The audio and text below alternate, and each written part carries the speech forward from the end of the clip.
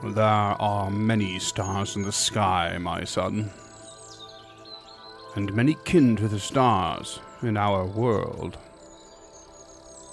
Fireflies among the reeds and grass, travelers among the cosmos, predators that sailors claim come from the ocean deep.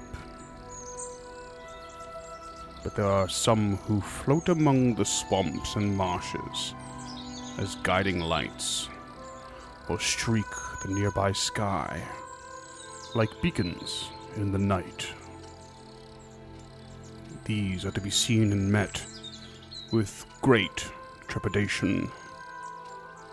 Guides and beacons of the desperate. Signs of imminent death in the dusk. Be wary of the night and its singular lights with singular purpose.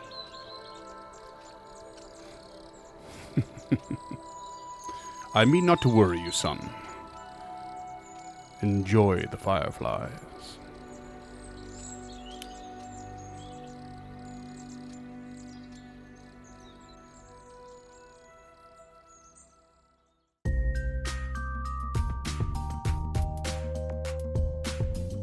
Hey there, creatures, and welcome to Encounter This, a podcast exploration of the creatures from Dungeons & Dragons and the lore that surrounds them. Well, hello there, creatures, and welcome to an extra special episode of Encounter This. This week we are doing episode 50. 50 episodes. And this week is a very, very interesting one for hopefully both you and me. We are looking at Blood Hags from the Pathfinder 2e Bestiary 3 on page 130. So all of you finders out there, you know where to find it. I am your host, James Jumby Kidd, and with me taking us through this extra special episode is Freeman Loopgaroo Eiston. That's me. Welcome to the arbitrary milestone episode. Woo! Thanks, Matthew. Matthew Capitacazzo would be proud. Yeah, Blood Hags. We're switching it up and going for something outside of 5e, although we will talk some 5e. That's what we do. That's what we do here. We talk 5e. But I really wanted to do this one because we were kind of looking forward to, episode 50. It is an accomplishment, right? It's something to be proud of. And I thought we had an original plan, but I kind of went back on it and I thought, you know what? Why not hail back to something, the first suite that we did in Haguary, and just do something a little off the beaten path and talk about how we might feel like it could fit into 5e compared to what we researched before. So Blood Hags. And Blood Hags stood out in particular because of the hags that exist in Pathfinder that don't exist in 5e. These ones in particular do have some cultural lore. Some of the other ones, not so much for Pathfinder. And I thought, hey, this fits our format, our mode of operations, and we can have a little fun with it. And I think they're pretty cool. So I look forward to it. We'll start with a slight reminders. We're not going to get too crazy into the other, on recapping the old hags or anything. But I was going to start with a couple similarities that the general hag lore of Pathfinder has with D&D, like what they share. You have things like that hags enter covens of 3 hags. They craft hag eyes. They lurk on the edges of civilization. They appear as wizened old women, and they are hateful and derive joy only from the corruption and destruction of the good and virtuous. So consistencies across the board there. There are a couple... Yeah, very much so. Yeah, and there are a couple stark differences, though, and some mild, I suppose, but in particular... the origins of hags are also lost to time in this case. If I recall correctly, for 5e, that's more or less the truth as well. But in this particular case, Hags for Pathfinder in Galarian are not Fae. So it's a pretty stark difference. They are humanoid. Instead, it's believed that they might have possibly arose from Fae and became twisted by their own inner selfishness. So that literally transformed their type, their creature type, if you will, in mechanical terms. Interesting. Yeah, really interesting. So definitely, I wonder, cursory thought, if that is a decision that's sort of based on mechanical evolution of the game, and what will and will not affect them, say via different spells and that sort of thing. But yeah, I just thought very, very interesting, totally different, very, very, very different creature type. They also loathe all humanoid races, which I recall being a similarity, but in this case, they have a very particular hatred for humanity themselves. Not 100% sure why, but they hate humans. They hate them. They hate them. And they will prioritize them very much so. And their children, the Hag children with which they replace, the children that they snatch, are in particular changelings. One of the parts of this that's different is the 5e Hags. They basically steal a child and they eat them, right? And then they birth out a new child and then put it back and as a fake.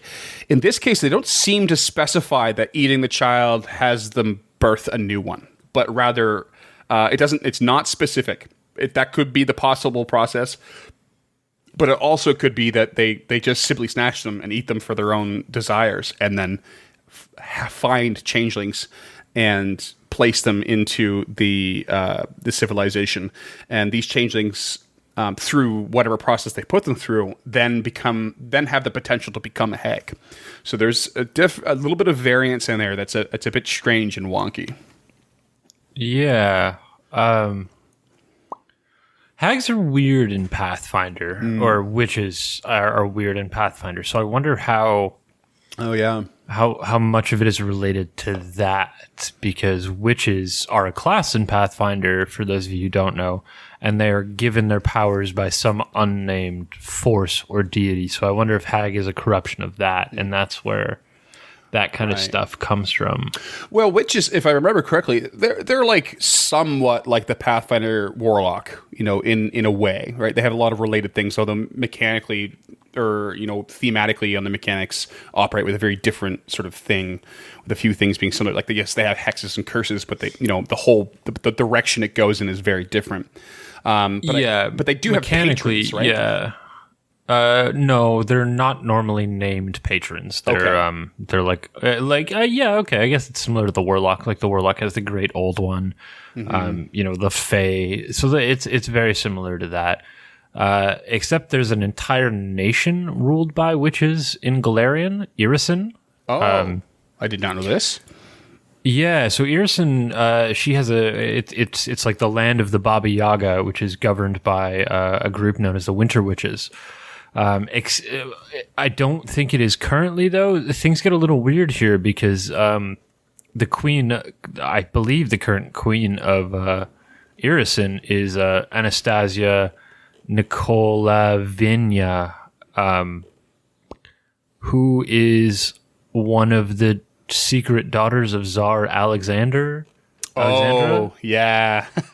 Who is raised by the dead from Rasputin, and then Rasputin hid her on Galarian, is the lore that I'm reading right now. Yeah, this is reminds me of the time I did hit our group up with in Discord about where do you guys like to draw the line of our real world entering the fantasy world, because that's I was reading about that because there was a Pathfinder Society play module where you go deal with Anastasia, and I was like, and you literally have like Russian troops and like the fur hats and everything in the module, and I was like, oh, this is kind of fun thematically. It was very Baba Yaga in the north kind of stuff, but I was like, it is a bit much, Yeah. So, but so. Yeah. Just like fire, just like Dungeons and Dragons, our real world does also exist in the Galarian universe as well, to some capacity. Yeah, it's just. I guess my point is, like, how far removed from witches are hags in the Pathfinder lore, and do we have that information? Yeah, I mean, off the top of my head, I could be wrong, but I feel like they did introduce a hag patron for warlocks in 5e. Whereas the patron themes, so yeah, this is the difference. Is in Pathfinder 2nd edition, at least, you have patron themes. You don't have a specific patron, and so you have a more thematic thing, such as like patron theme curse or winter or rune or night. So I don't really ever know. It's even less specific who your patron is than a warlock in 5e. Yeah. But I see where you're going with that. I think they would be quite different in the end, but with a lot of shared options. I think a witch and a hag, would have a lot in common, if not, bordering on each other's sort of territory of mechanical and thematic. Like, is one an ancestral version of the other? Like, is that where hags come from? Are they perverse humanoids from who used to be witches? Because I don't know why, but in my head, I cannot separate the two concepts. Mm-hmm. Sure. Yeah, I mean, it's a blurred line for sure, I think. But I'll move on with something that I rather like that comes from Pathfinder 2nd edition.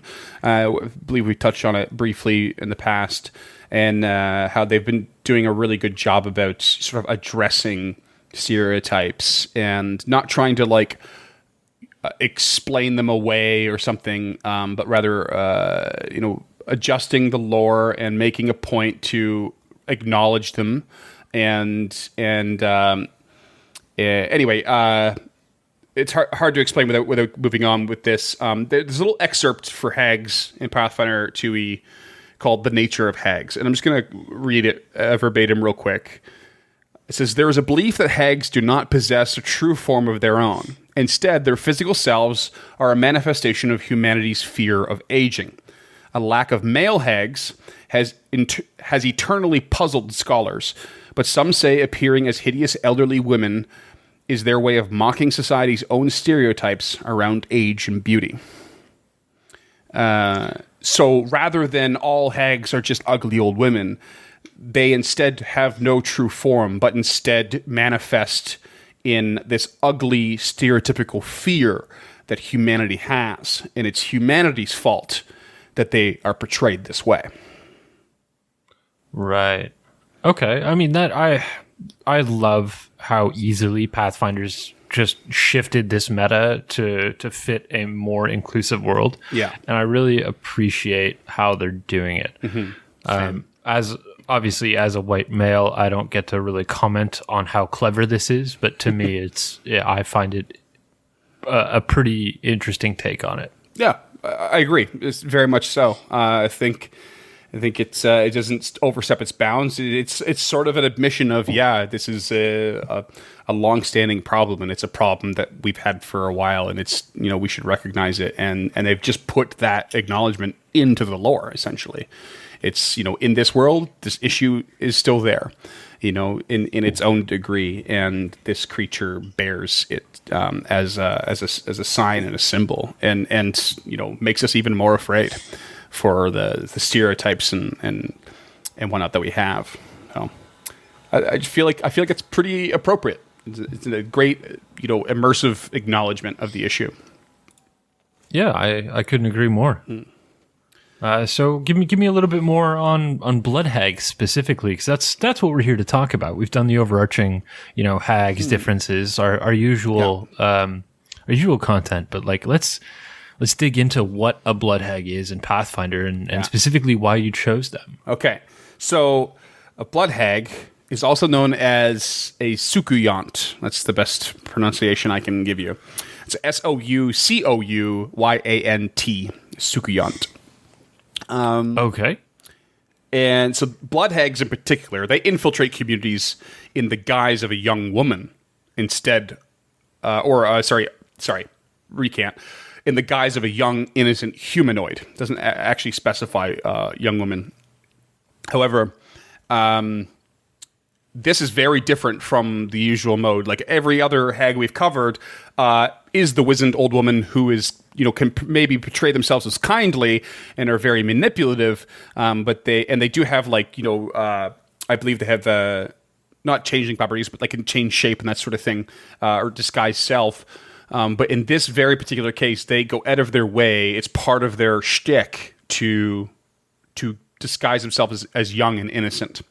And it's no mere illusion either. The Blood Hag actually wears the skin of its previous victim. That's gross. We got some Wild Bill shit going on here. Or Buffalo Bill, I apologize. Bill, yeah. This might be your... it's already got dark earlier from the a bit of a recap, but here's your content warning. This, it's not a pretty scene. It's not a lot, but it's not pretty.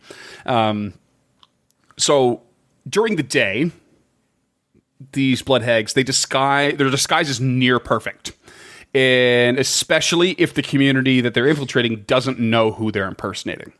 So they have a previous victim, and they've come to a new community or town, and they basically are unbelievably convincing as a new arrival.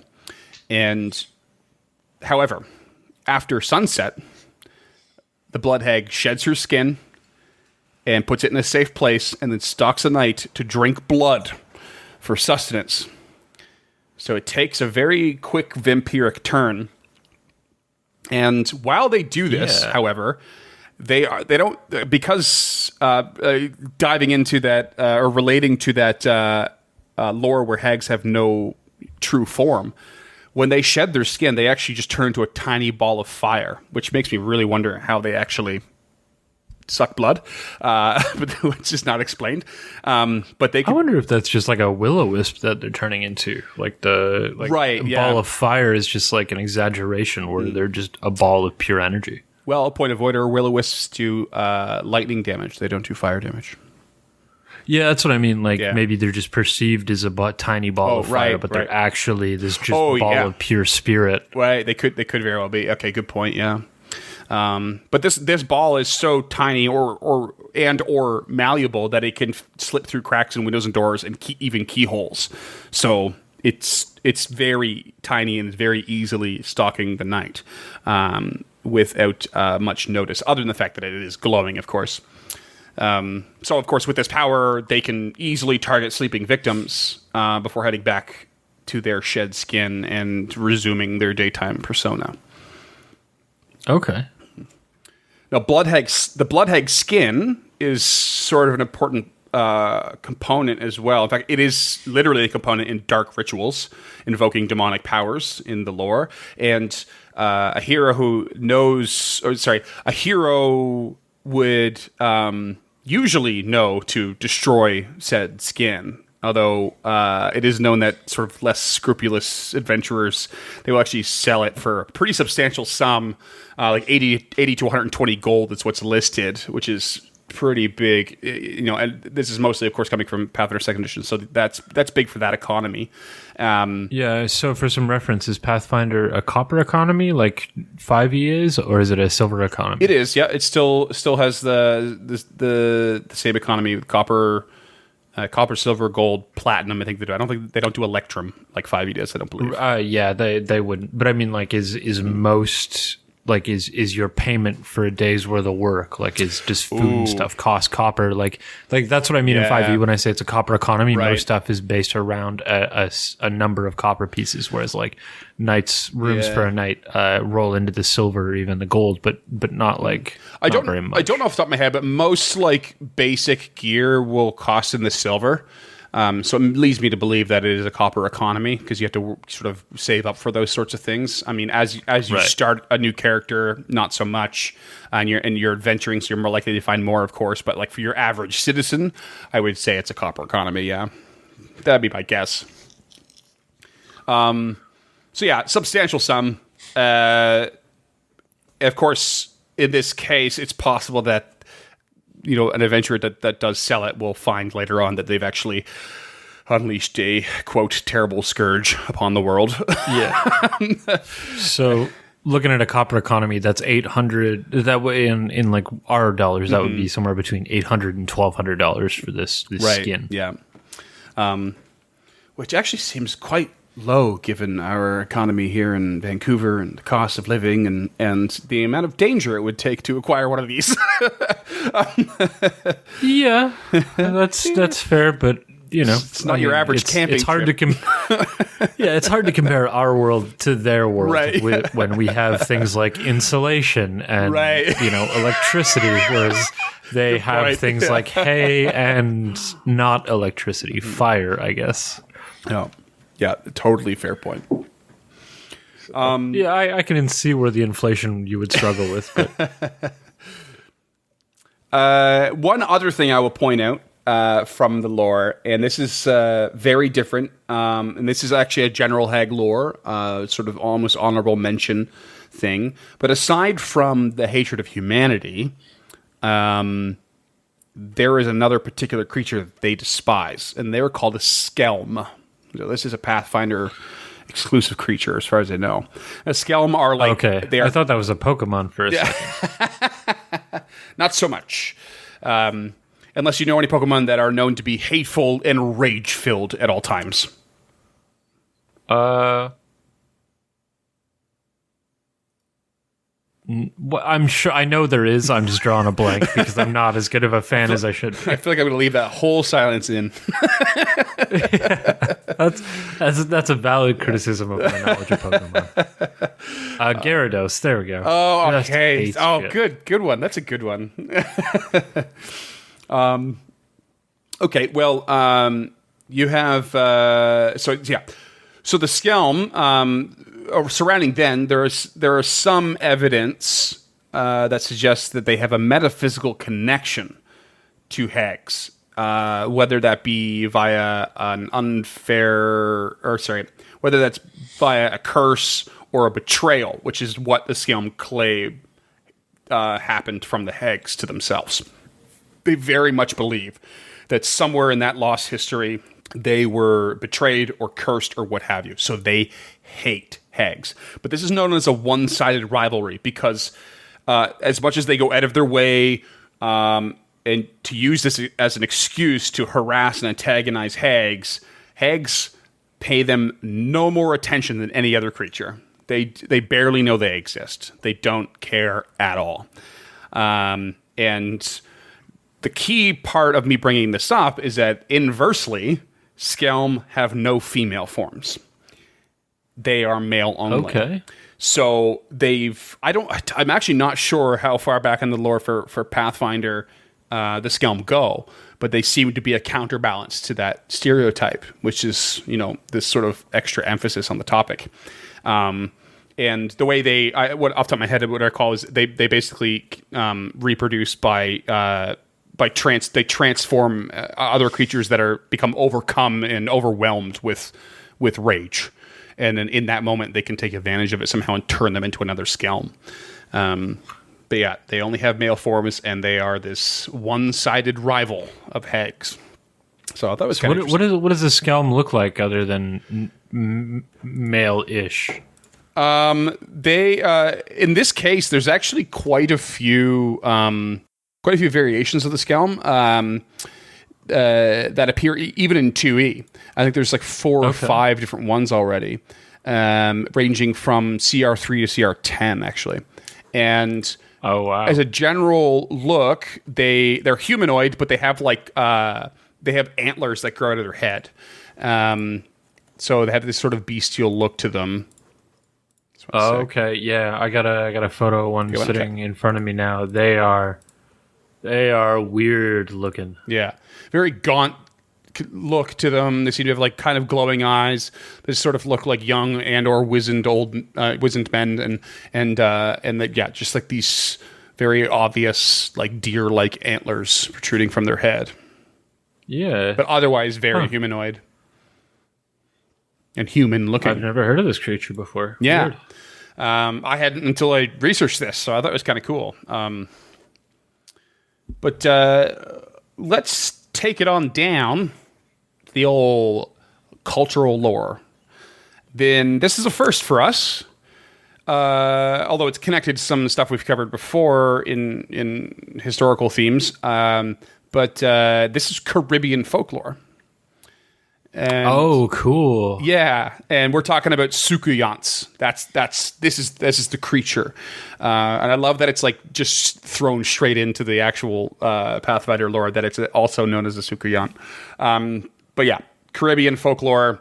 It of course, like always, goes by a few different names depending on your location. So in Dominica, St. Lucian, Trinidad, Guadalupe, Haiti, even Louisiana and Grenada, they are known as a Sukuyant or Sukriant, and they're also known as a Loup-garou, with a couple different variations in that spelling. In Guyana and Jamaica, they're known as Ol Heag or Ol Hague, which is pretty appropriate.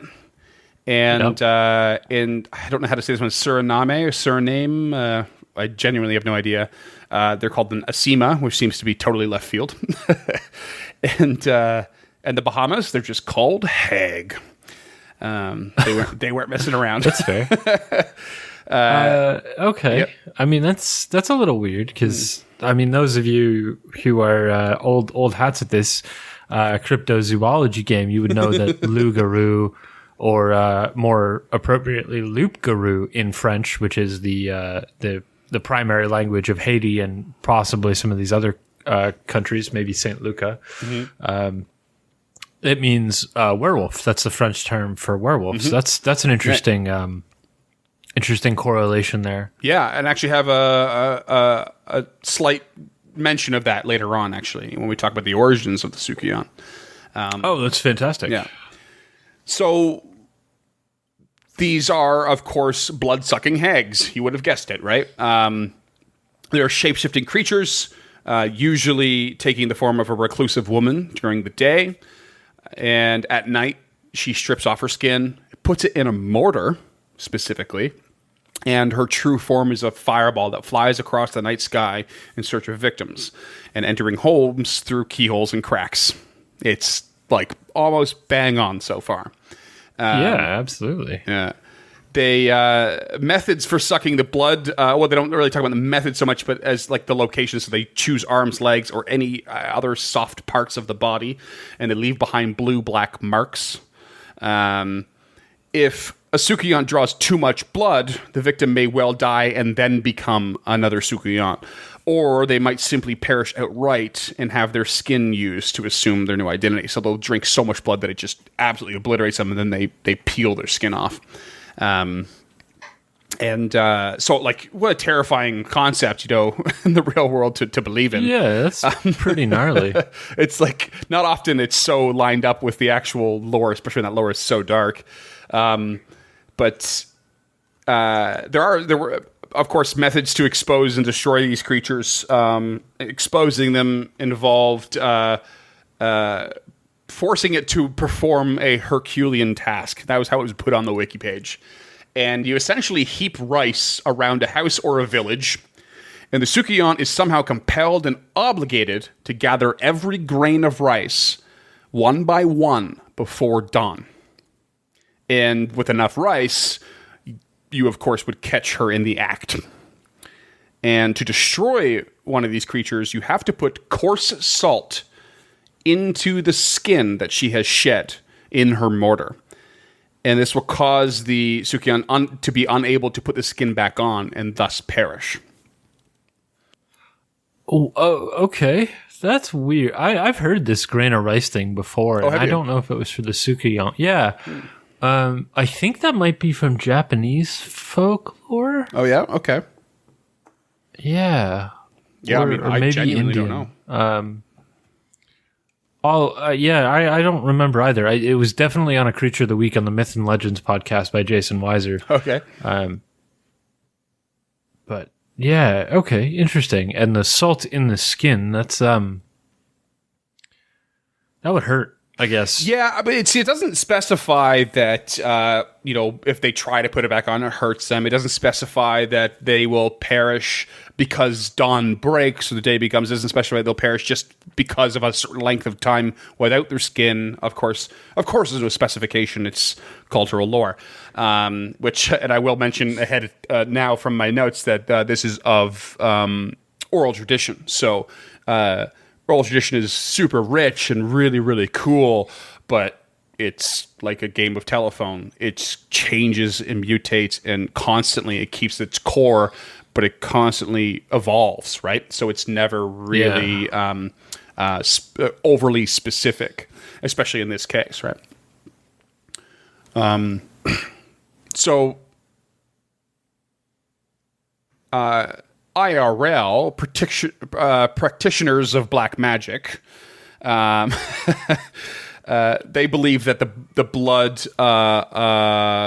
they believed that Sukuyants. Sorry, actually, I screwed that up. I read ahead too far. And so, Sukuyants are considered to be practitioners of black magic, and it is believed that they actually trade the blood of their victims to a demon named Basil, who resides in a silk cotton tree. Essentially, in particular in Trinidad and Tobago, the castle of the devil is believed to reside inside a huge silk cotton tree that's deep inside the forest. And the demon of death, Basil, was once tricked into entering the tree by a carpenter. That's actually a whole story of its own. We're not going to put it on air here, but I want to put it in the show notes and or our reading list because it's a pretty neat little folktale. It's just suffices to say the carpenter does something kind of weird and it tricks the demon to go inside this tree, traps them, and then later on gets drunk and boasts about it. Like 7 years later or something, and then everyone says, "Oh, you got to show us," and then he shows them and lets the demon out, and they all die on a drunk dare or something. It's really funny, yes. But it's a really hubris of man, right? But it's a lovely folktale. I have a link for it somewhere. Okay, great. Yeah, I'd love to read that. Yeah. Outside of that, real life supposed practitioners of black magic believe that the skin of these Sukuyants is quite valuable in the usage of their magic as a component. So again, like another very straight comparison to the lore.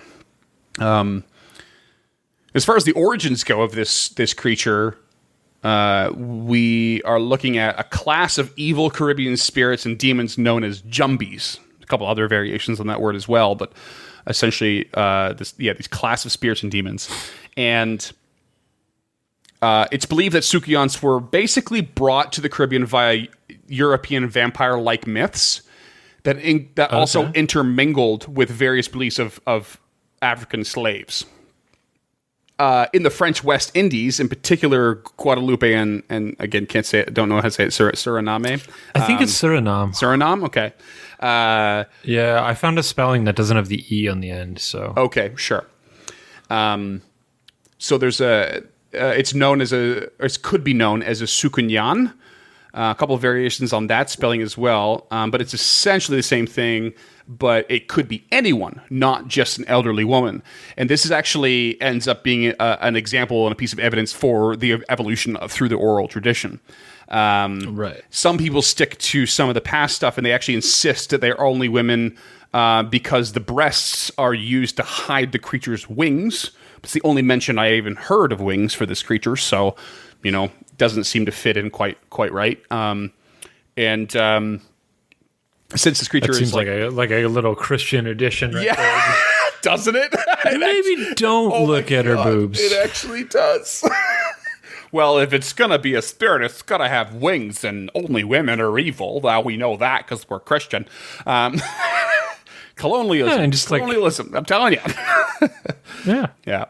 Bad news. But I mean, since this, based on what evidence we do have for its origins and these sort of intermingling of myths, it's yet another, piece of evidence that it very much started as oral tradition. It's always been oral tradition for this particular creature. And well, unfortunately for us, most of the groups you've mentioned previously, thanks to colonialism, we're not allowed to learn how to read or write. Right, yeah. We just renamed this episode Thanks Colonialism /S. Yeah, I guess so. But as you said, and that's my final note in the origins, is that reference to the loup-garou very much is derived from the French loup-garou, straight up. And very likely the reason that variation on the creature's name exists is simply because of those transference of those various European myths intermingling. So yeah, there's also I'm prepared to be corrected if anybody can cite an actual source on this, but I believe specifically the loup-garou literally tears its skin off to reveal the werewolf inside, as opposed to it actually being like a shift. I think it just rips its skin off and then becomes the werewolf. Oh, cool. All right, that's neat. That's really neat. I did not know that. There are some, at least in some of the lore that I'm aware of, there are some pretty specific differences between the loup-garou and a werewolf. Yeah. It's funny, we don't often, at the very least, see part of the cultural lore and how it's built of a couple of sources to create something new but relative. More often that we see it in the way that like we have this particular cultural lore, and then we see how D&D or Wizards has changed it. But here we're actually literally looking at traditional lore being changed into new traditional lore and then being thrown in to a fictional world. And we don't get quite the direct image as this very often, and I think that's pretty neat. Yeah, I like it. This is it's a very unique episode that we're going to be producing, but I'm learning as much as I ever have, and it's cool. It's interesting. There's so many similarities to this Blood Hag, to things like black sorcerers, to vampires, to werewolves, to hags, to witches. Like there's so much, and like almost an accidental to the will-o-wisp, like you said. Yeah, really neat. Yeah, I like it. Yeah. So with that, talking about the differences here, there's not much to say. It's mostly bang on. Save for a few additional features in the IRL lore. So there's additional things over there that you don't see in the Pathfinder lore. But most of that is just easily added if you wish to. And it wouldn't really if you change want anything. your Sequoian to have underboob wings, they can have underboob wings. Just don't bother, because it's literally pointless. Feature not needed.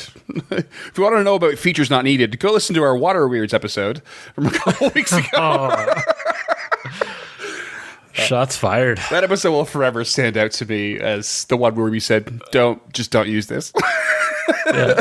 Amazing. That was a singular episode, I think. So funny.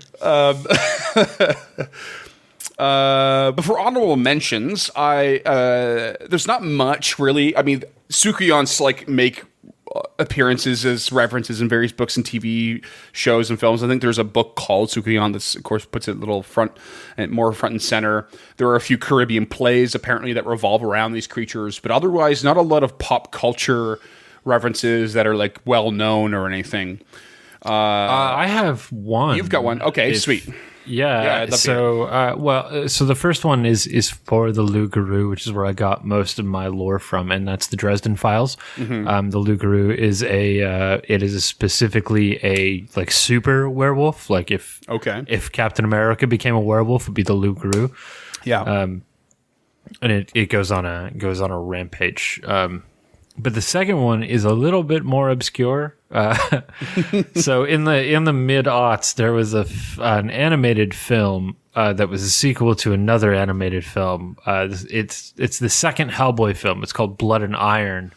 And in that, they face a woman named Erzsébet Andrushko, who's a vampire in the lore, who bathes in the blood of young women to stay young. And her bathing in the blood is like this it's like her dark ritual to the goddess Hecate. Mm-hmm.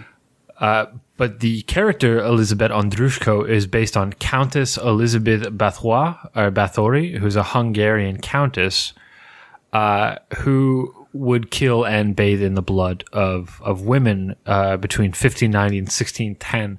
And it's cited that she was on trial for 650 different women, girls and women, who she murdered and bathed in the blood of. And to this day, it is the highest number of victims that somebody's been accused of torturing and killing. Oh my God. So when you say like blood hag, like black magic, this is the woman who stands out in my mind. Wow. That is intense. Yeah. That is genuinely intense. I feel like I've heard of both of those examples you gave. The one, the Hellboy one and the reference, but not in that sort of detail. That's really, really cool. In fact, that might be your adventure hook for this episode, where you have a blood hag that's doing that. Is like, honestly, just watch Blood and Iron. Like, is that the live action with the Ron Perlman? No, well, it is Ron Perlman and Selma Blair and Doug Jones and John Hurt, but it's actually an animated. So they did the 2 live action, and then they did 2 animated after that. The first one is Sword of Storms, which I'll be referencing in our next episode, and then the second one, which is Blood and Iron. If you want your adventure hook for Blood Hags, just go watch Blood and Iron and just run that as a D&D adventure. Cool. Yeah, I mean, it fits in that whole disguise of maintaining a young innocent humanoid that the Blood Hag does. You could have this real proper myth happening where there's there's this countess in the boonies somewhere that is not only bathing in the blood of young innocent women to stay young, but it's actually working. But it turns out it's actually just the power of this blood hag. It's not the bathing in the blood. That's a cool premise to start with. I like that a lot. Yeah, and that's honestly pretty much the premise of Blood and Iron, except that it's not. It's the blood is the sacrifice to the goddess, right? Hecate, I think is how it's pronounced. Okay. Who is the queen of the witches in this mythology? So Cool. If you haven't, highly recommend. It's on one of the streaming services. I think it might be on Amazon Prime. But I bought it years and years ago when it was released on DVD, and it still holds up. It's super good. Yeah. Cool. Really neat. Love it. So with all that said, I will let you continue with your episode. Please, thank you. How dare you intervene? Speak your mind, providing interesting, useful information. You son of a bitch. I'm sorry. I'm sure your mother's lovely. Well, slightly tangential.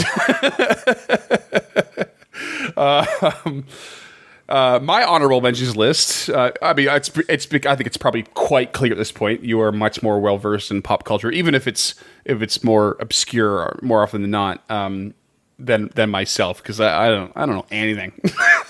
I don't know anything. I play the accordion, for fuck's sake. My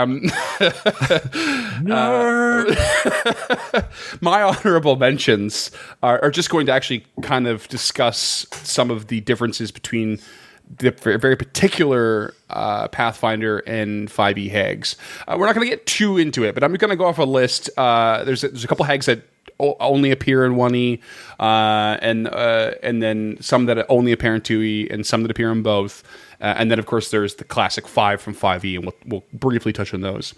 But interject as you feel. I'm just going to do this to start off. Aside from the original 5, I'm going to go alphabetical order. So first, we have an Ash Hag, who appears in 1e for Pathfinder. They basically dwell in places scoured by fire, and they appear as damsels in distress or benevolent old women. They sort of choose between. Don't really have anything else on that, but just kind of a new, interesting, basic take. There's also a Dream Thief Hag, also only appears in 1e so far. They are cousins of the Night Hag, a classic, and dwell specifically in the dimension of dreams. So you're not really likely to find them on the material plane.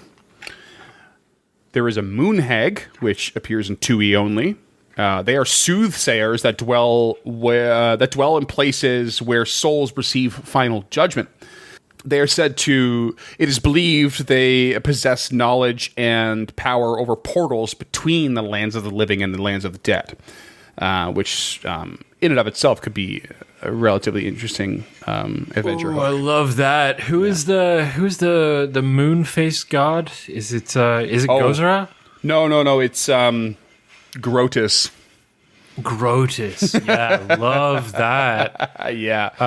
So really in the cool. Pathfinder lore, Grotus is like this skull-shaped moon who just hangs out over Pharasma's Valley of the Dead, which is very similar to like Anubis's judging realm, or which Christian limbo is kind of based upon. It's the waiting room to get into the afterlife. Right. Yeah. So like Grotus is just this fucking evil moon that just hangs out over and above it. So I love the idea that these moon hags are just like Grotus worshippers who just like, zip back and forth. Yeah. Right. Yeah. Because it's Pharasma who does the judgment, right? She's a neutral god who does the judgment. She does it in the boneyard, which is on Grotus, I believe. The moon, or connected to it very directly. Anyway. I think Grotus is in the sky, but I'm prepared to be corrected. Okay, I'm also prepared to be corrected. Call in. You guys know this is a call-in show, right? Let's just call in and correct us. Wouldn't it be fun to do a call-in show? What a nightmare. Well, there was that adventure we did with Tommy back in the day where we started Return of the Rune Lords, or right. I think it was. So Rise. Whatever the last one was. Oh, yeah, I forget what it's called, yeah. In the boneyard, and I think Grotus was in the sky above us. It's the Whispering Tyrant one. That's it, the Whispering Tyrant. I don't remember the name of it, but that is surrounding the Whispering Tyrant. Anyway. Yeah, I do remember that. So really, really cool hag. Actually, if you want to take a look, it's not quite in the same order I'm doing this, but I put all the pictures in the Discord there for you to look at, and you can see the moon hag. They actually look like borderline like an undead creature. Yeah, they look incredible. Mm-hmm. Really, really neat. All of the images you've shown me look absolutely incredible. The artwork in Pathfinder 2nd Edition is on point. It's really, really good. And these are very creepy looking creatures. There's a lot more here than usual, but I'm actually going to do my utmost to post them all on the Instagram for this episode in particular. So yeah, please. Yeah, fuck, that Blood Hag even looks so good. Yeah, right. She's looks young. I mean, doesn't look so innocent in the picture, but like you could see how she might pass when she tries. Just lovely dress, just like young, long hair, thin, but just also in this particular arbor, terrifying, absolutely terrifying, menacing as all hell. Yeah, absolutely. Yeah.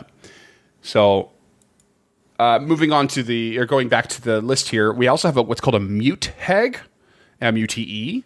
They only appear in 1E so far, but they're basically hags that are born from non-hag parents, which is really strange. And so they've got the X gene. Exactly. I think there should be an accent over that E, so it's mutie hag. Get out. Well, I mean, if by X gene you mean they were cursed or traveled through a blighted land while pregnant, then yes. That is exactly what I mean. Don't sue us, Disney. Now this is a strange line I saw, but it says they are always born with a single white eye. I don't know if that means they only have one eye and it's white, or if just one of the two is white. I've genuinely no idea. Very ambiguous sentence. Yeah. But they are actually technically no more evil than their own ancestry. However, they do, because there is a curse over them, they have a lingering anger and resentment. And as far as I know, hags are actually able to turn them into other hags if they find them. So. Oh, okay. No. Can you explain the mute part of this? Is it because their powers are muted, or that was my instinct? I don't have an explanation for it, but I would assume that's the case. It's like they aren't true hags, but rather, have this sort of tendency towards what hags are, and have this innate connection to be able to be turned into them. So they are a hag that is from birth muted until awakened or made to be their full presence or what have you. Put at full volume, turned up to 11. Right, but they themselves aren't mute. Like they're not. No, born there was. as Yeah, mutes. no, I don't think it's. I think it's very, very metaphorical and very much not literal in that. Okay. Yeah. We also have a pit hag from 1E. They carry very big pitchforks, and they search in the deepest pits of hell for souls to torment. So they're hell hags. That's literally all I have on them. Yeah. I do remember them being specifically saying that they were more inclined for melee, not unlike the Annis hag. So one of those sort of off the beaten path approaches. Right. And then you have a storm hag. This one actually appears in both 1E and 2E, and I love the artwork for this one. Honestly, this is probably my favorite art. It's so super good. cool. Creepy old woman like wearing a fur and just holding lightning between her two hands, and it's causing like her fur and her hair to like spark up with a static electricity, and she looks terrifying. And their shtick is that they basically really, really hate anyone who shelters in warm, dry places during storms and rain. So they're very weather themed and dependent for some reason. But, Sounds like we get along. Yeah, it kind of makes me think. I haven't read too much further into them. It kind of makes me think, why aren't they just sort of baked into the sea hag? It sounds like almost the same thing here, or rather, it could just work at the same time. Well, spoilers. Is there a sea hag in 1E? There is, yeah. All five of the 5e hags are in here. Oh no shit. Yeah. So the differences here, and we'll go in alphabetical order. The Annis hag, which you may note. I can see why. Sorry, I found a picture of the sea hag. I know why it's not baked in. Oh, okay. The Annis hag, you will agree, looks extremely different from the 5e1, where the 5e1 is a huge hulking creature. This creature just still looks, average build and size for a hag. They are still very much... the difference in these creatures' sizes is the difference between Bill Bixby and Lou Ferrigno in the 60s Hulk. Like, one of them does not look like it can take a fight or take a punch at all, and the other one looks like it'll break you. Straight up, yeah, 100%. However, they are still physical combat, melee forward creatures. And they're also brutal torturers. They love the flesh of the young and the innocent. That was all very much an Annis thing. In this case, they collect grisly trophies from their kills and actually send these trophies to the victim's loved ones to sow discord by implicating that it was a family-related murder. Like someone in the family did it. Like they go the extra mile with their killing of young innocents. Interesting. Yeah. Oh, so dark. And one of the key differences for these ones is that instead of having the iron nails and the iron teeth, their flesh is iron-like. So, like, their whole person has an iron-like presence to it. Yeah, really crazy. I was part of me that wishes we were just doing a suite out of this at this point. Because, like, I would love to know more about that. Like, heat metal? Hello? The whole body. Ridiculous. Well, iron-like doesn't mean it's made of iron. True. GM discretion. I also legitimately don't know if heat metal exists in Pathfinder. I don't think it does, actually. Probably the one thing 5e is really, really outshines Pathfinder on, like, truly and wholly. Heat metal is amazing. I love that spell. I hate it so much. As a GM, I hate it so much. It's so OP. No, okay, it is a spell in 2e. Is it? My bad. Yeah, evocation. Oh, no kidding. All right. Terrible to know. And don't ever let me play a wizard. Damn it. All right. So green hags are next on your list. Yeah, and they're basically the exact same as 5e. They're like just the classic kind of vanilla hag. Night hags are Halloween witch. Yeah, right.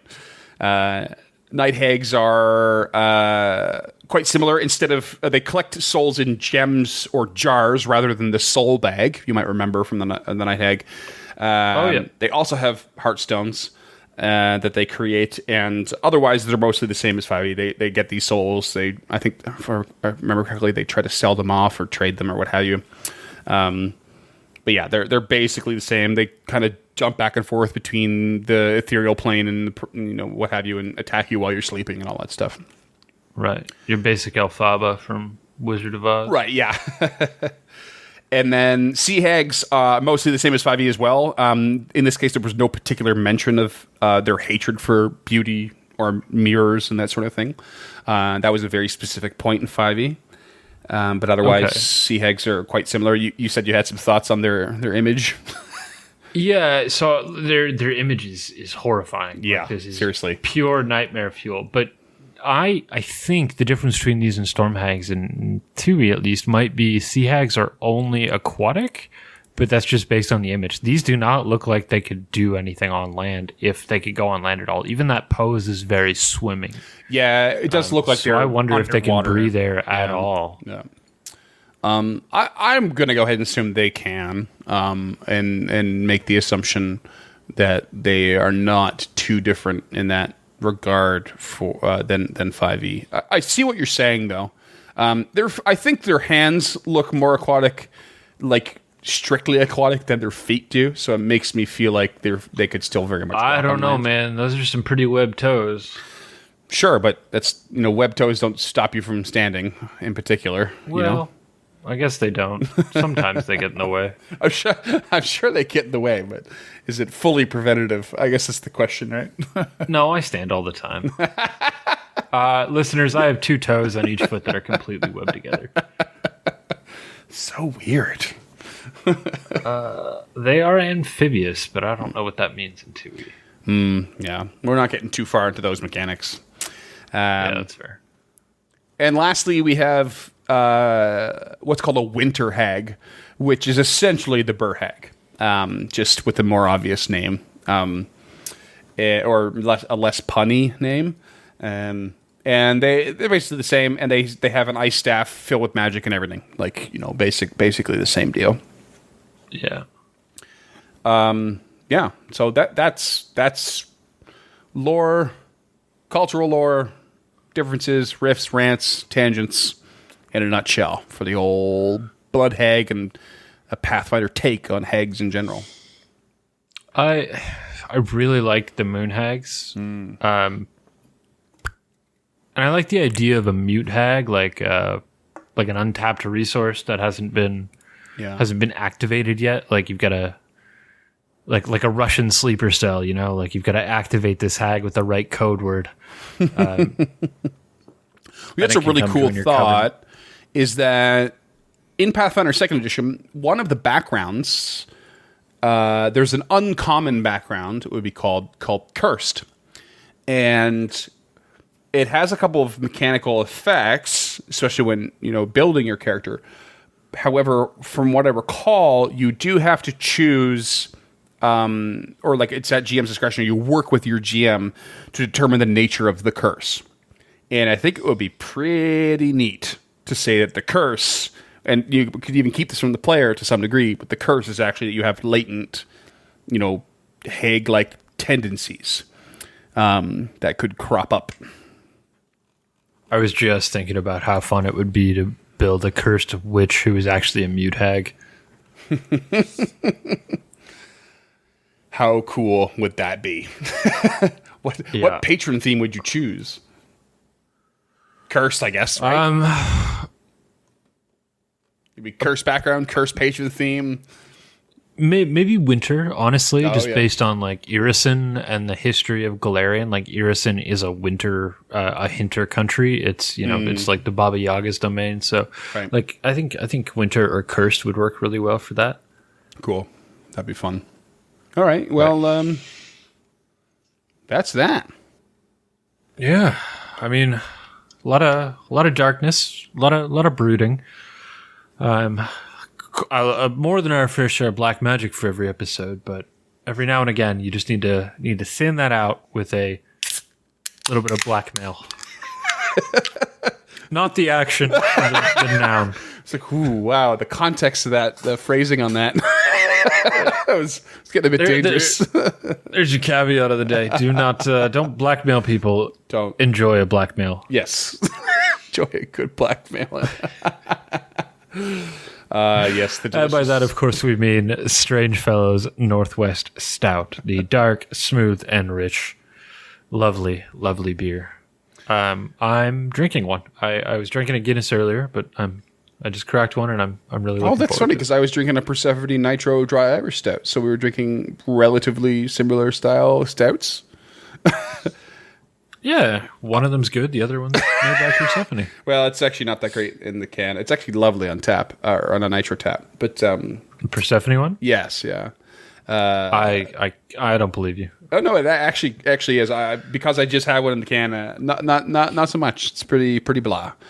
But I'm just happy that we've both moved on to the Blackmail Stout, not brought to you by Strange Fellows. Encounter this. Thanks for listening, Colin. Yeah.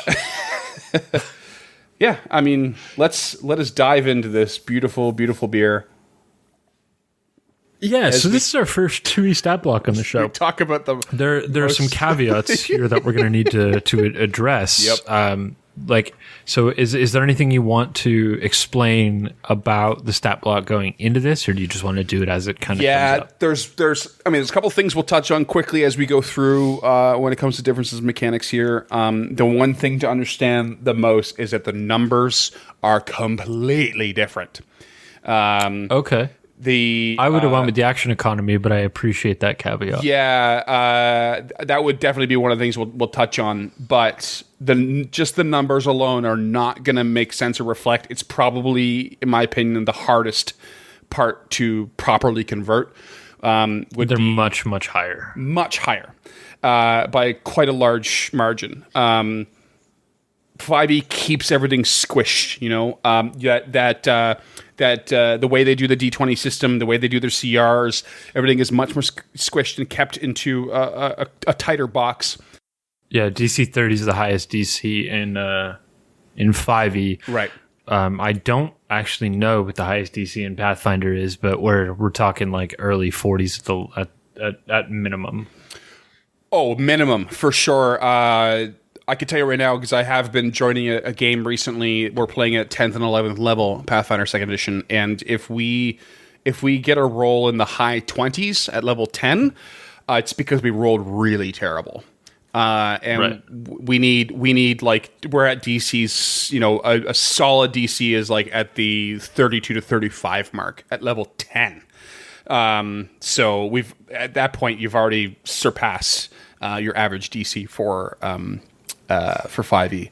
So that it gives you a pretty good example of just how big the numbers are. And this will, getting straight into it, I'm not even going to ask you what CR you think this creature is, because almost 0 point of reference for this at this point. I've only run one 2E game, so I got no frame of reference. It's a CR8 creature.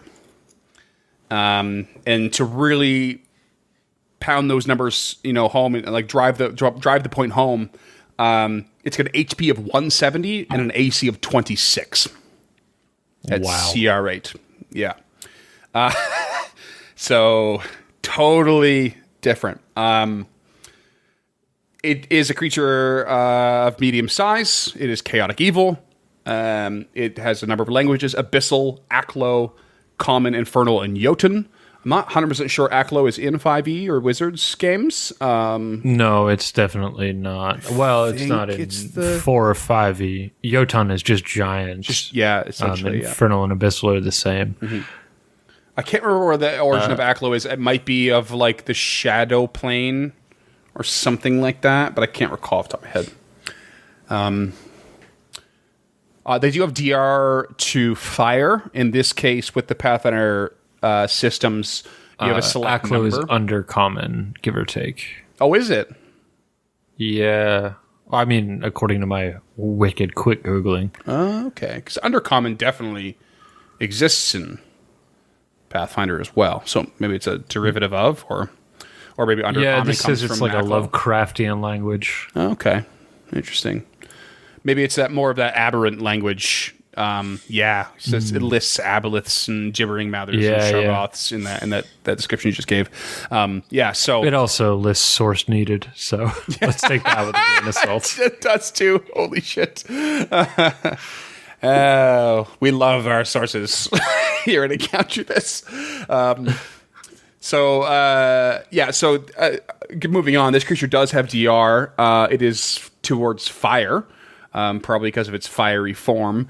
DR works differently in the Pathfinder games where you have a selected number, so you don't just get half damage, rather you reduce the amount of damage listed. So it has fire 10. So for every 10 fire damage it takes, take it off the number, essentially, which is also another indicator of just how high the numbers need to be even to bypass these sorts of things. You need to do a minimum of 11 damage to even hit this thing if you're doing fire damage. Yeah, seriously. It's immune to bleed, which I'm not sure is in 5e. Do they have persistent damage types in 5e? I don't think no, they do. Not as far as I know. The Blood Hag is immune to bleed. I think that adds up. I'm not going to argue too much. Yeah. Inversely to the DR, this thing does have a weakness. So instead of doing that double or 50% more damage, it takes 10 more damage if struck with cold iron, which is I think does exist in 5e, but is not very cold common. Iron exists. Yeah, not very common to use. Don't care for that. You don't care for that? Okay, yeah. Why? No, it specifically says in the lore that they've taken away the Fey ancestry, and cold iron is specifically a weakness to Fey. So this is kind of a leftover, a remnant of that, and I don't care for that remnant. If you're gonna take it away, take it all away. Well, to be fair, because this is me just spitballing and taking a stab, because the Pathfinder 2nd Edition bases almost everything they do on traits. So everything has a trait or a tag, you might call it as well. But everything has traits. So a Blood Hag has the Chaotic Evil trait because alignment is very physical element. It has the Medium trait because that is its physical size. It has the Humanoid trait because we know it's a humanoid, not Fey. But it also has the Hag trait. And this is the case in a lot of things. A lot of creatures that you play, even the ancestries that you roll up yourself for a new character, will have multiple traits like this, and they have various effects. So it is arguable that their weakness to cold iron is because they have the Hag trait. That's a more mechanical explanation rather than the lore one. So I'm not totally fighting you on it, but benefit of the doubt, maybe it's not just a remnant, or maybe that's our indication that it is a remnant, and it's a more legitimate remnant of what they once were, what they descend from. Ever the apologist, aren't I? I don't even think that apology works, to be honest, because if I remember what we talked about at the top of the show, you specifically said they moved them out of the Fae. They are not Fae. Right. Well, so no one knows. You can't apologize for them. They don't know if they were originally Fae or if they were just created by Fae. Is sort of the thing, right? So, gotcha. So very, very open to interpretation. One even makes less sense than the other. So I'm not going to fight you on it really anymore at all. It does seem a bit dubious. Dubious seems like the right word for that. Well. I guess let's keep moving. Let's keep moving down that stat block. All right. They have dark vision, which works more or less the same as 5e. They also have something you don't see in 5e, and it's called a sense. They have blood sense. Okay. And in particular, it's the imprecise sense, but it is to a radius of 90 feet, which is pretty crazy. Interesting. Yeah, so the way, just a basic breakdown, because that's the first ability we're going to look at for these creatures, basic breakdown of how they work. And I kind of like the idea of maybe, it'd be fairly easy to implement this into D&D. But you're essentially looking at a sense that allows you to see or sense something, how appropriate, that's within a certain distance based on what sense you have. And so it's essentially being able to see or spot or at least know something is there. So a dog with its smell. Usually in D&D, we're looking at someone who just has creatures that just have advantage on perception checks based around smell. That's how they do it. To me, that feels a bit lazy.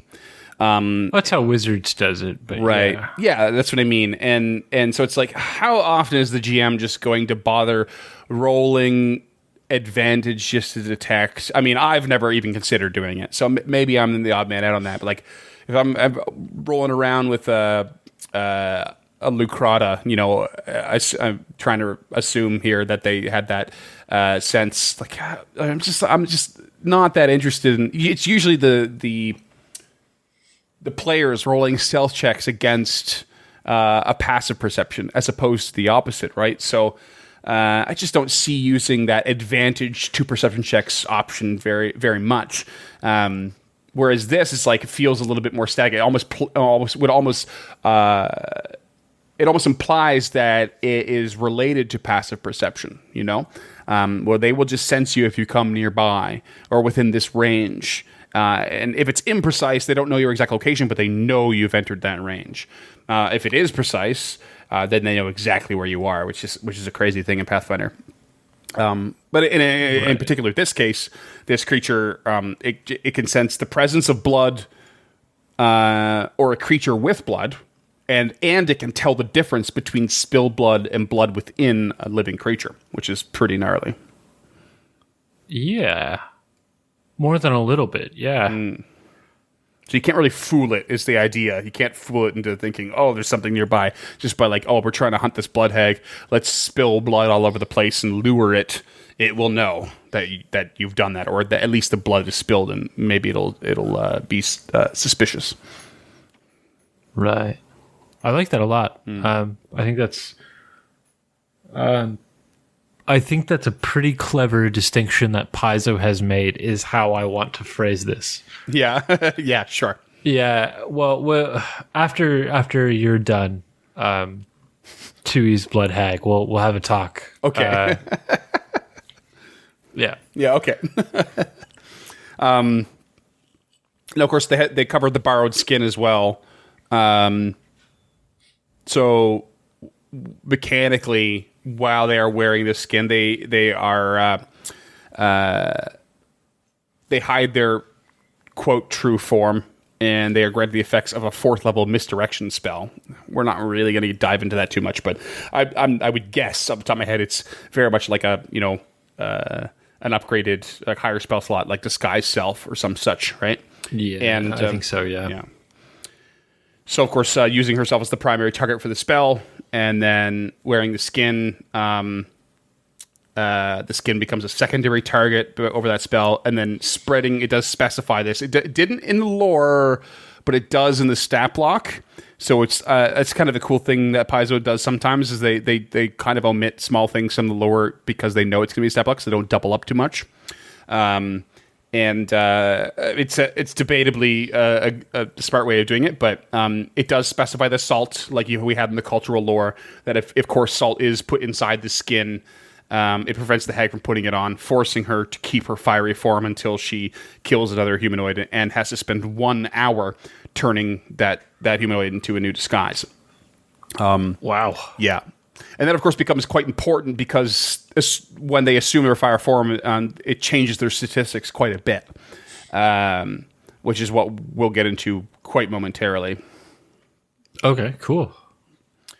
It's worth noting now to anyone listening who is not familiar with Pathfinder 2nd Edition that the action economy is very different. Like you said before, it is not a standard move bonus free action system. It is a 3 action point system. Free action is still kind of in there. You can still talk and stuff like that. There are still reactions. But basically, you just have things that cost you 1, 2, and sometimes 3 actions. So just moving. So your full complement is 1 action. Which just attacking with a single weapon is 1 action. Most spells are 2 actions. Of course, you have the other things thrown in there, where the occasional spell is 1 action, or what you are doing, spell or melee, is a reaction, so on and so forth. And it's a pretty neat system. I've certainly fallen in love with it. So it opens up some weird possibilities. So anyone listening who's curious, yes, you can move 3 times in 1 turn. yes, you can attack 3 times in one turn, although you do incur penalties negative to your attack rolls to do so. And you can mitigate and reduce those very through various options. So it's really, really neat. So at level 1, you can be doing these things. But that's where the math and the high numbers and everything come into play to account for those things. So this creature has a claw attack, a jaws attack, and a firebolt attack. These are just standard attacks. So obviously claws going to do slashing damage, jaws doing piercing, firebolt doing fire. It has, of course, is ranged. The thing that stands out tremendously here is that the claw has a grab function to it. It essentially allows you to freely grab someone, meaning you don't have to roll for it, but it still costs you another action. Which could always get very dangerous, especially when you're looking at a creature that wants to drain your blood. So hopefully I've gone through that quickly and made it relatively clear, because I don't want to dwell on it too much. That's not what we're here for. No, and anybody's got any questions can always hit us up in the Discord or fire us off an email or hit us up on Twitter or what have you. We're here to answer any questions. We both really love the 2E action economy. Yeah. We've been playing 2E a lot more, which I'm sure we've mentioned before, and really enjoying the system. So, these creatures do have 2 innate occult spells from the occult spell list, which is a specific thing to Pathfinder 2E. Charm and Sleep, so we're not getting too crazy into the whole creature's got a spell casting list to piss off James. They keep it relatively simple in this case. And they, of course, have Assume Fiery Form. This is a 3-action thing, so it takes quite a bit of effort. It's got a whole bunch of traits, including Concentrate, Fire, Occult, Polymorph, and Transmutation. First thing to understand about traits like these is that they are usually indicative of what you can't do rather than what you can. They are indicative of what this thing is locked into. And if something... like a concentrate trait, it's not, concentration doesn't work the same as in 5e, but you know for a fact that if you have something on you that stops you from being able to use things with the concentrate trait, they're not going to be able to assume fiery form. So it's things like that. This creature, of course, when they do this, they remove their borrowed skin and they transform into a brilliant ball of fire. They become amorphous. They gain the fire trait. They have a fly speed of 60 feet, so that's added to the stat block. They become immune to fire instead of having that DR. They emit light as a torch, so they're not going to be able to just hide behind something. And they lose all of their melee strikes. They can no longer drain blood, which we'll get into. However, they can deal fire damage with a basic reflex save, so kind of looking at Flaming Sphere-esque kind of tactics here. Yeah, it's a regular dexterity save for those of you at home. Oh, yes, thank you. And for half damage, essentially. But it's against anything that strikes the target, so it strikes the hag, or is in an adjacent space. So it's kind of both. Sorry, one sec. If the skin is intact, she can return to the normal form by spending a single action. So it's 3 actions to assume this, but they can jump back into the skin for only 1, assuming it hasn't been destroyed. And the hag actually has an alternate option to assume fire form as a single action through bursting through her skin in a blast of flames, but destroys her skin in the process, doing a huge burst of fire damage again. We're actually looking at the original is 3d10. This is a 9d6 fire damage burst in a 20-foot emanation. So, Wow. If they want to be cautious about it, they can take 3 actions. But if they are ready to tumble, or maybe just ready to escape and try and blow the party out of the water to do so, they can shed their skin in this fire explosion and really rock your world. Pretty fucking neat. She spontaneously combusts for quite a bit of damage. Yeah, big time. And then, of course, that brings us to Drain Blood. Necromancy and occult traits for this. There are a couple of requirements. The creature needs to be grabbed, paralyzed, restrained, unconscious, or willing, and within the Blood Hag's reach. And of course, the Blood Hag sinks her fangs into the creature to drink its blood. It requires an athletics check against the victim's fortitude DC. So rather than, say, rolling a constitution check, you would have like a 10 plus your constitution modifier, and that would be your DC. And if the creature, of course, is grabbed, this all is just going to automate itself. That's where the claw grab thing comes into play. And by the way, this is a single action thing. So you can claw, grab, drain blood in one turn. And still have an action left. No, that would be 3 actions. You have to spend the one for the grab. You don't have to roll a check. That's the freebie, is no roll the check. Okay. You do have to spend the action. I learned that when I killed Duncan. I had to double check I did it right. Gotcha.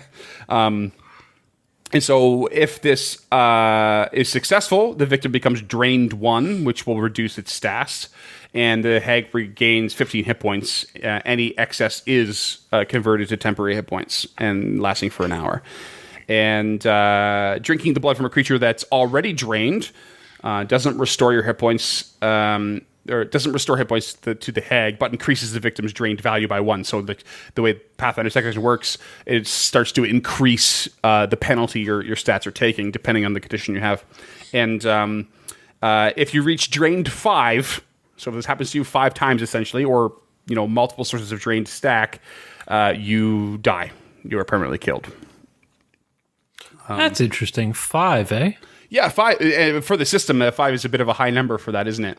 Yeah. Usually it's like around 4 or something. So yeah, it's not certainly not a gimme, but it just goes to show you that if they just have a single, creature, they can drain their blood and kill them pretty quick, even if it is a 5. To get rid of this drain condition, it basically decreases by 1 per week.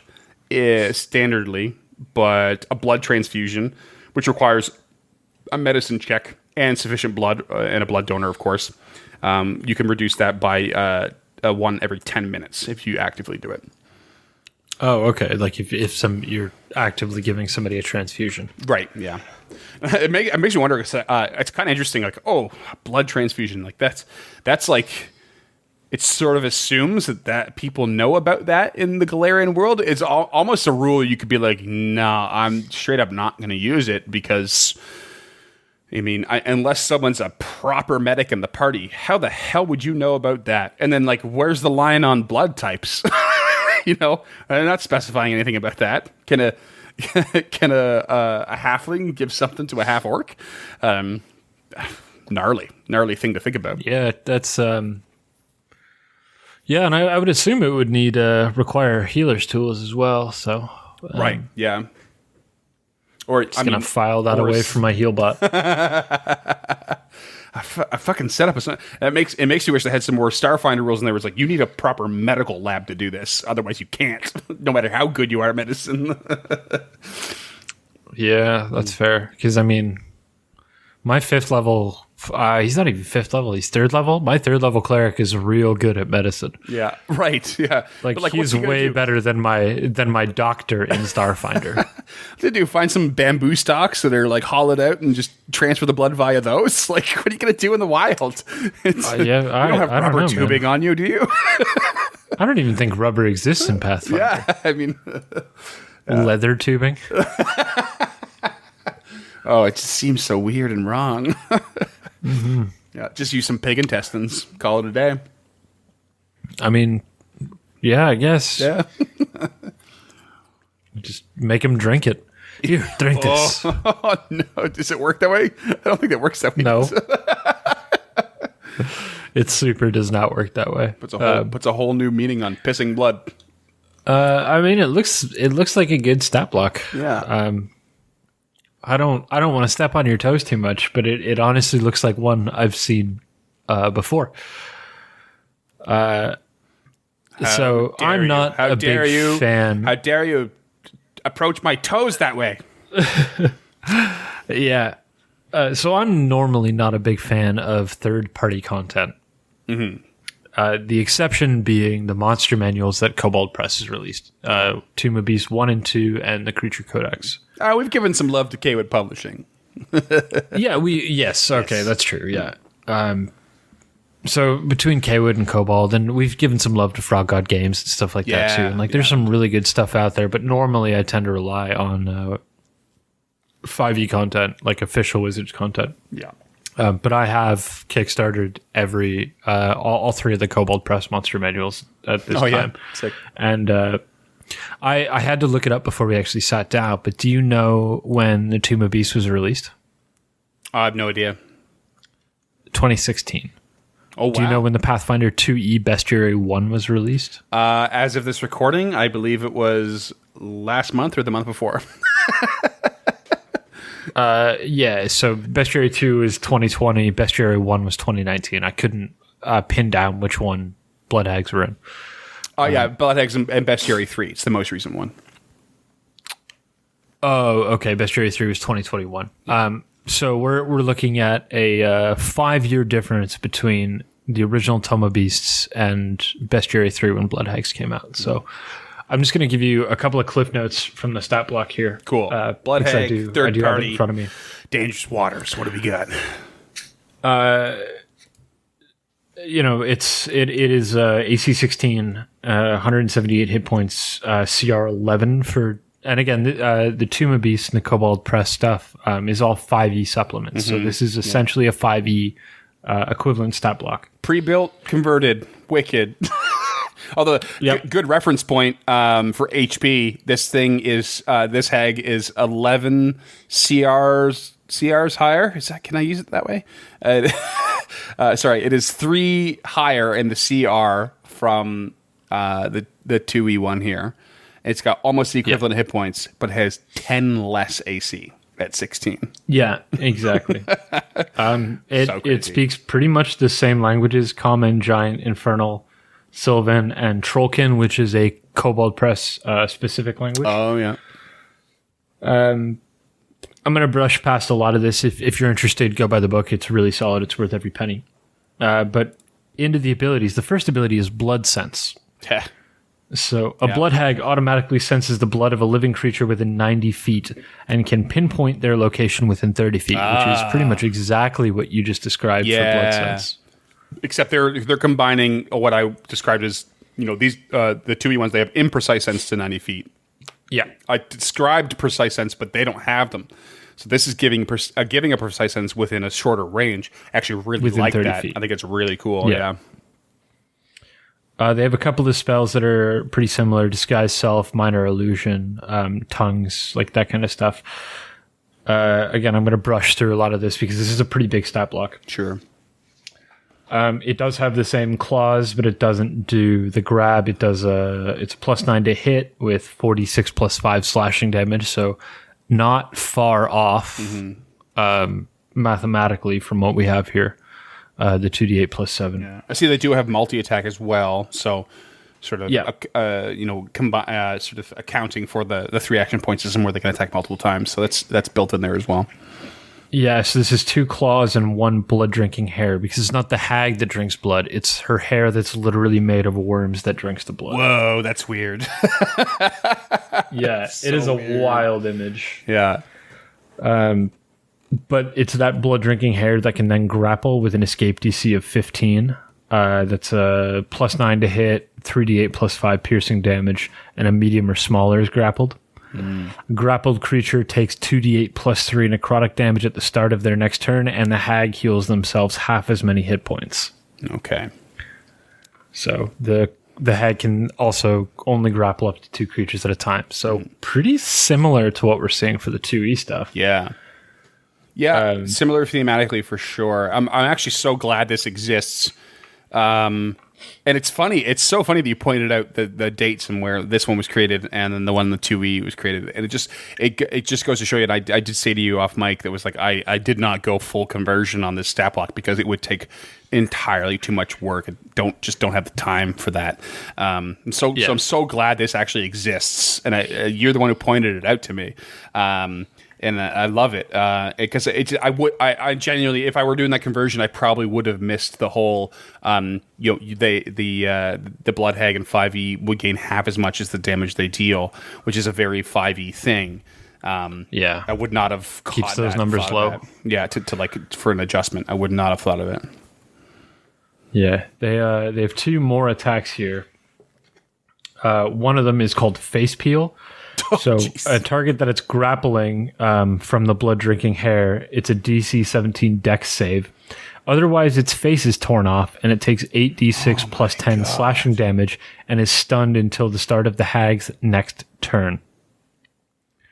So if it succeeds, the target takes half as much damage and isn't stunned. However, the hag still rips its face off. Oh my god. Heal, regeneration, or comparable magic restores its stolen features. Other curative magic forms, such as just create a mass of scar tissue. So if this blood hag rips your face off and somebody just cure wounds on you, or like gives you a healing potion, like your face just turns into a mat of scars like Deadpool. Oh man. That's so crazy. So the face that is peeled off becomes an animated object under the hag's control and retains the former owner's memories and personality. Whoa. The blood hag can also wear that face to gain advantage on charisma, specifically deception checks made to intimidate that face's former owner. So the hag could grapple you, cut your face off, and then use your face to intimidate you. I have my head in my hands right now because I can't believe what you just said to me. Yeah, Kobold Press is pretty gnarly when it comes to stuff like no wonder this. Like, that's the standout for you. Like, yeah, I feel like this is what they don't pull any punches. What I kind of want from. Should we just switch to third party now on the podcast? Because that's really cool. That is a great build. That it's just so much more interesting than I was expecting. That is so. The wild thing is it's not done. They still have 1 more attack. Oh man, what? What could they possibly do? It's called Call the Blood. It's called Webbed Toes. Gross. So any creature that the blood hag can detect via their blood sense within 30 feet. She can target, and they need to make a DC 16 con save or suffer one of the following effects. A target that saves cannot be affected for 24 hours, yada, yada. So it lists 4 effects here, so I'd probably just roll a D4. Mm-hmm. First one is called Blood Choke Curse. The target's mouth fills with blood and prevents any speech or spell casting with verbal components for 1 minute. Oh, brutal. The second one is called Blood Eye. The target's eyes well up with bloody tears and blind for 1 minute.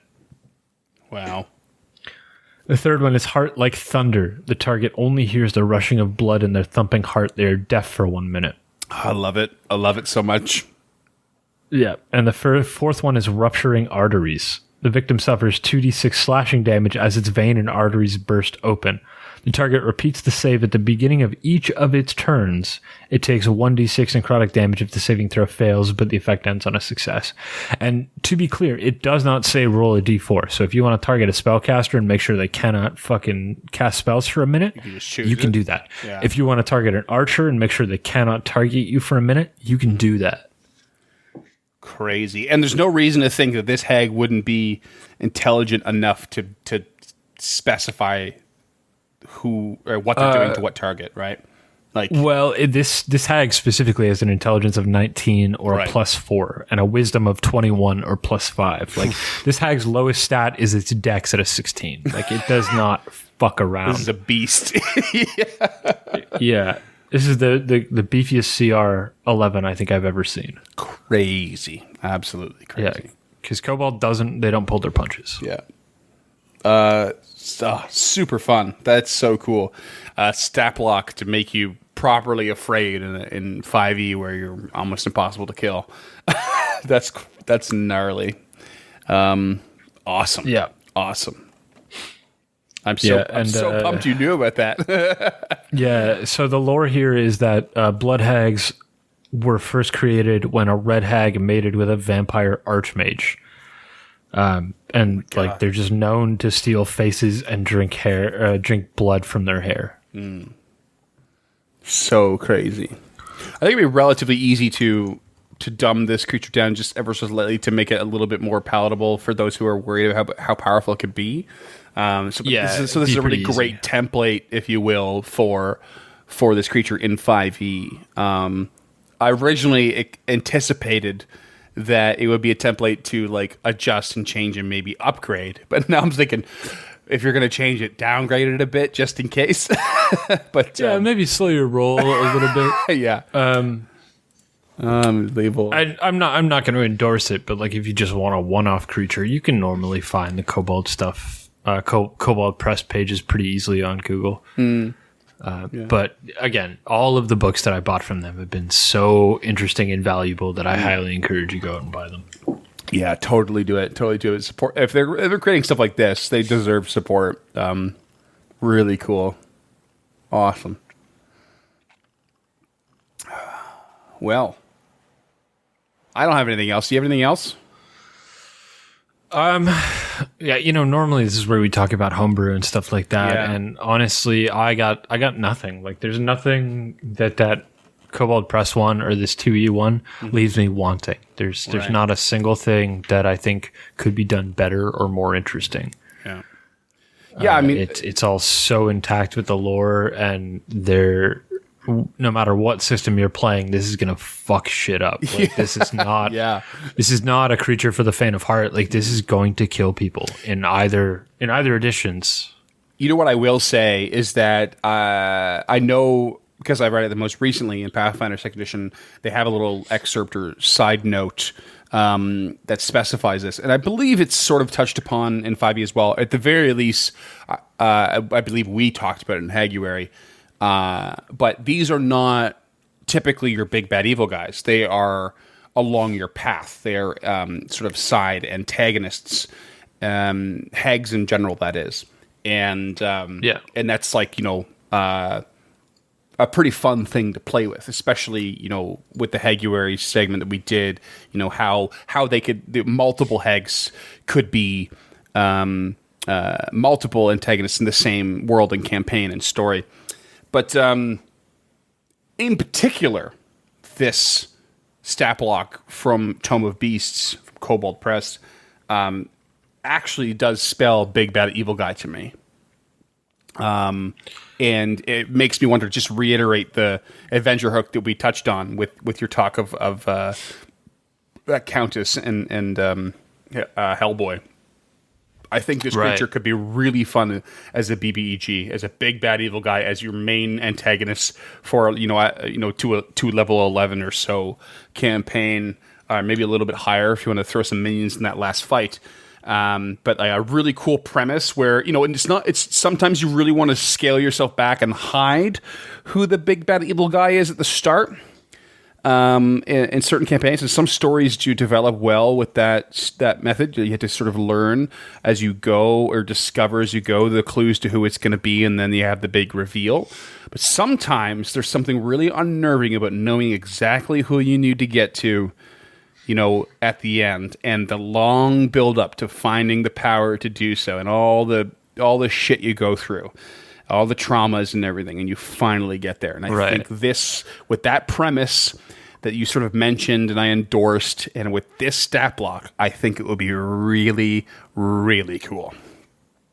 It would be so fun and so easy just to know, like, this is who you've got to end. But if you want to go the other way, there is more than enough illusion magic to keep a party of anybody under level 3 completely unaware of this NPC that you've planted.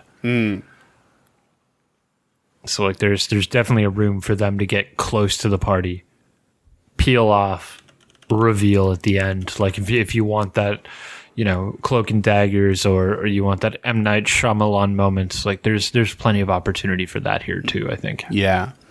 I really love the idea of a sort of, if anyone, I know you've played at least through the first one, and anyone listening who knows the Dishonored franchise, the video game franchise, and they have comic books. They actually have their own tabletop RPG now. but I love the setting of that game. It's very plague-ridden, it's Victorian, but it's very sort of maritime, and it has, gunpowder, and it has like avant-garde scientific technology, and I love that sort of Victorian borderline steampunk without the steam kind of vibe.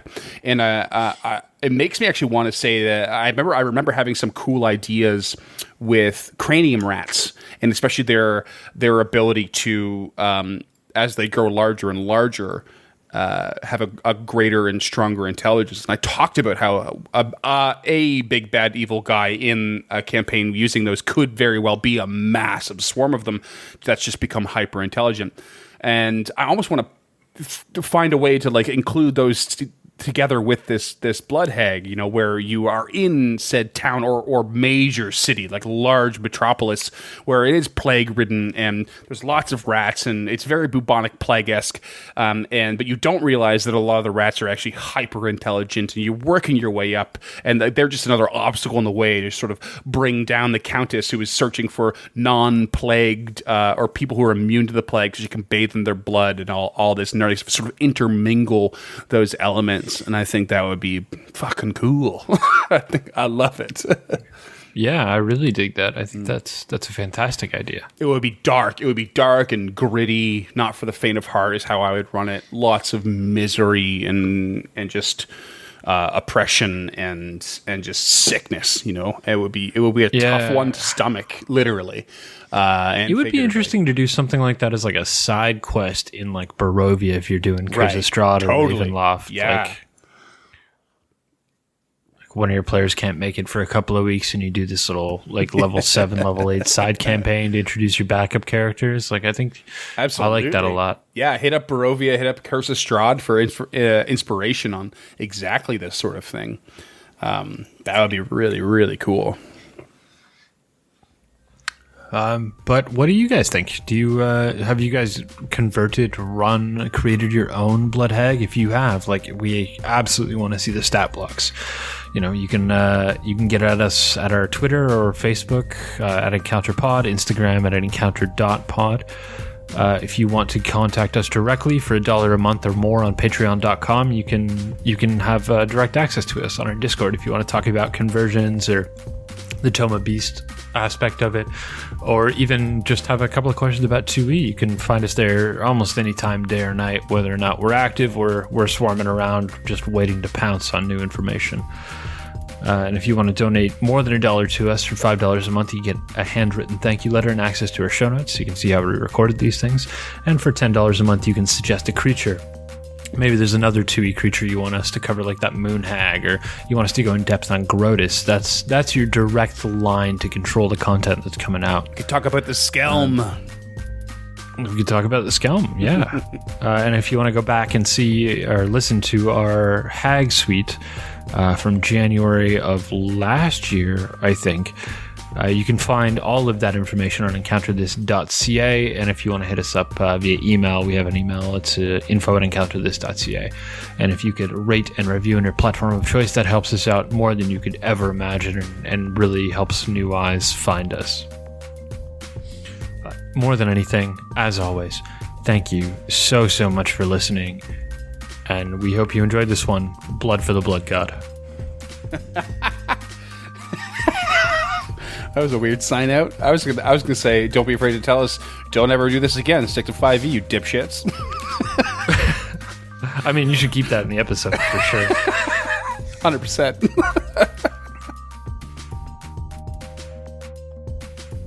The music and the intro exposition was written by Will Savino at Music D20.